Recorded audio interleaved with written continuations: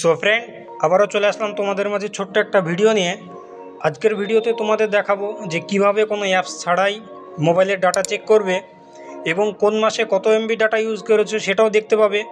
তো চলো ভিডিওটি শুরু করি। তার আগে তোমরা যদি আমার চ্যানেলে নতুন হয়ে থাকো তবে চ্যানেলটি সাবস্ক্রাইব করে আরও এই ধরনের নতুন নতুন আপডেট পেতে সঙ্গে থাকবে।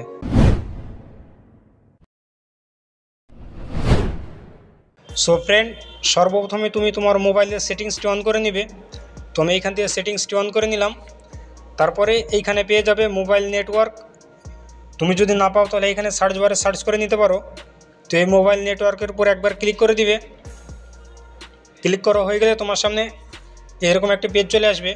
তো এইখান থেকে একটু উপরে তুলবে, এইখানে পেয়ে যাবে ডাটা ইউজ। তো কতটা এমবি আজকের দিনে ডাটা বাকি আছে তোমার সেটাও দেখতে পাবে এবং কোন মাসে কত এমবি ডাটা ইউজ করেছো সেটাও দেখতে পাবে। তো এইটার উপর একবার ক্লিক করে দিবে। ক্লিক করা হয়ে গেলে তোমার সামনে এরকম একটা পেজ চলে আসবে। এইখানে দেখতে পাবে কত এমবি আজকের ডাটা বাকি আছে এবং কোন মাসে কোন তারিখে কত এমবি ডাটা ইউজ করেছো টোটাল দেখতে পাবে। তো এইখানে দেখতে পাচ্ছ, এইটার উপর যদি একবার ক্লিক করি আমি, তো এইখানে দেখতে পাচ্ছ আজকে 13ই নভেম্বর আমি এইখানে প্রায় 1300 এমবি ডাটা ইউজ করে ফেলেছি।